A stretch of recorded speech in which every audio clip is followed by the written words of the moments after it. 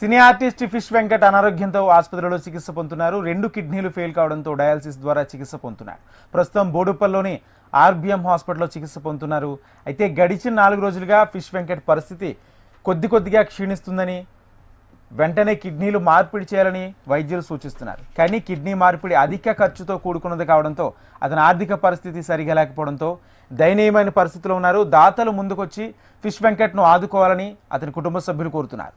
ముఖ్యంగా సినీ పరిశ్రమ పెద్దలు, దాతలు ముందుకు రావాలని, ఈ విషయంలో మెగాస్టార్ చిరంజీవి వరకు తెలియజేయాలని ఫిష్ వెంకట్ కూతురు శ్రవంతి కోరుతున్నారు.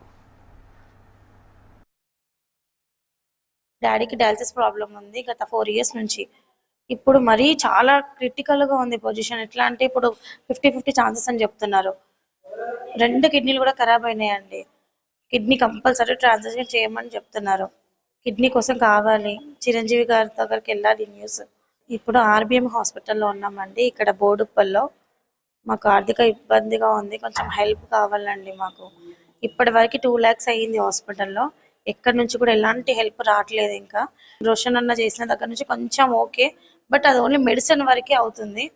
కానీ కిడ్నీ కావాలి మాకు. మెయిన్ కిడ్నీ వేస్తేనే డాడీ బ్రతుకుతారని చెప్తున్నారు అనమాట. ఆ కిడ్నీ కోసం కొంచెం చూడండి, ఎవరైనా ఉంటే కొంచెం ముందుకు వచ్చి ఇవ్వండి జర.